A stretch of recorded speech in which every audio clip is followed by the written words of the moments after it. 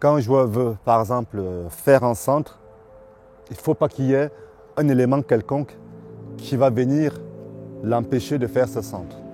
Quand un joueur veut faire son contrôle orienté, il a pris son information, il ne faut pas qu'il y ait un petit rebond ou bien... voilà, c'est ça. C'est ça qui me permet de dire qu'à chaque match, que ce soit de Ligue 1, de Coupe de France ou bien je ne sais pas trop qui, il faudrait que les conditions soient optimales pour que le spectacle soit beau.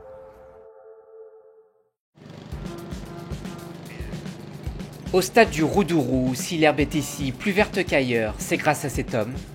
Emmanuel Bessong, jardinier en chef de la pelouse de Guingamp et ancien joueur de football professionnel. Ce qui me plaît le plus, c'est déjà le rendu qu'elle a. Les gens qui viendront au match ce soir vont voir une belle pelouse, c'est déjà ça.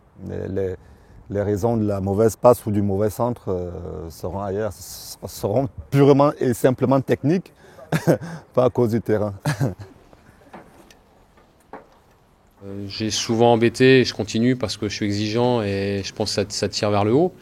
Et lui maintenant, il connaît aussi bien les attentes que l'on a. Mais c'est appréciable de pouvoir travailler avec lui parce qu'il percute vite, il sait ce qu'on attend.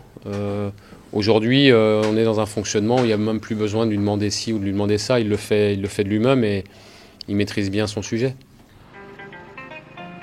Car avant d'être jardinier, c'est comme défenseur central qu'Emmanuel Bessong a débuté.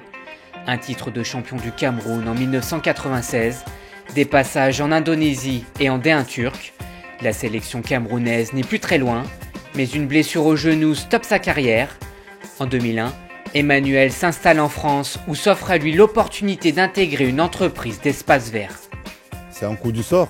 Non, ça ne m'a pas plu tout de suite. Être à la débroussailleuse, faire les massifs, les talus et tout ça, c'est quand même assez... Bon, mais je n'avais pas le choix parce que j'avais besoin d'argent pour nourrir ma petite famille qui était restée au Cameroun. Il faut être patient dans la vie, on ne sait pas où un métier peut te mener. Et vous voyez, il m'a mené jusqu'au niveau où je suis aujourd'hui. Depuis son arrivée il y a 4 ans, le gazon guingampais est devenu une référence en France. La saison dernière, le club a même terminé meilleure pelouse de Ligue 1, devant celle du Paris Saint-Germain. Je ne vais pas donner mes secrets, mais c'est les petits détails qui font que la coupe, la souplesse, l'arrosage, il y a plein de petites choses derrière comme ça qui font qu'on reste toujours au top. Voilà. Il ne faut pas se relâcher. Donc un gazon qui est coupé à 2,5 et un qui est coupé à 2,7, on va forcément le ressentir sur la transmission. Même s'ils sont arrosés, on voit que ça va moins vite qu'un gazon qui est coupé beaucoup plus court. Soir de match à Guingamp, Manu donne ses derniers coups de râteau avant de laisser la place aux joueurs et rejoindre les tribunes.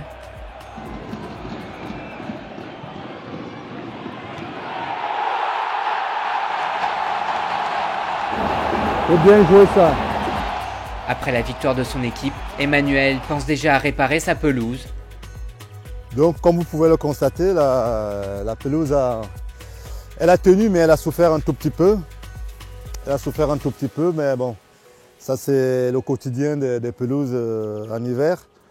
Mais ça sera très vite rattrapé pour le prochain match de Reims. Et dès demain, on va se mettre au travail avec mon collègue.